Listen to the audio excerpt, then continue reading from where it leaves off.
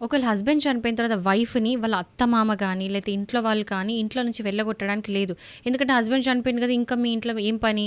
నువ్వు వెళ్ళిపో ఇంట్లో నుంచి అని చాలామంది వెళ్ళగొట్టే వాళ్ళున్నారు. అలా గూడా వెళ్ళగొట్టే రైట్స్ అనేది అత్తమామకి లేదు.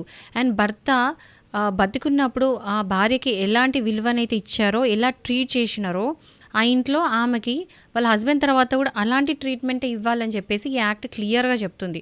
సో, ఎవరైనా సరే ఇట్లా మిస్‌ట్రీట్ చేస్తున్నారు, ఒకవేళ ఏ విడోనైనా సరిగ్గా చూడట్లేదు, ఇంట్లో నుంచి వెళ్ళగొడుతున్నారు అనేది చేస్తే ఈ యాక్ట్ కింద కంప్లెయింట్ పెట్టుకోవచ్చు. అండ్ ఆల్సో అది కాకుండా ఈ విడోకున్న పిల్లలకు కూడా సేమ్ ఇంపార్టెన్స్ ఇవ్వాలి.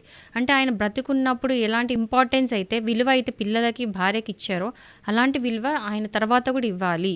ఆస్తి హక్కులైతే ఎలాగుంటాయి, ఎందుకంటే ప్రాపర్టీ రైట్స్. బట్ ఇక్కడ ఏంటంటే చనిపోయిన తర్వాత ట్రీట్మెంట్ విధానంలో అంటే ఆమెను చూసే విధానంలో గనక భేదాలు ఉంటే మాత్రం ఈ యాక్ట్ కింద ఫైల్ అనేది చేయొచ్చు కంప్లెయింట్.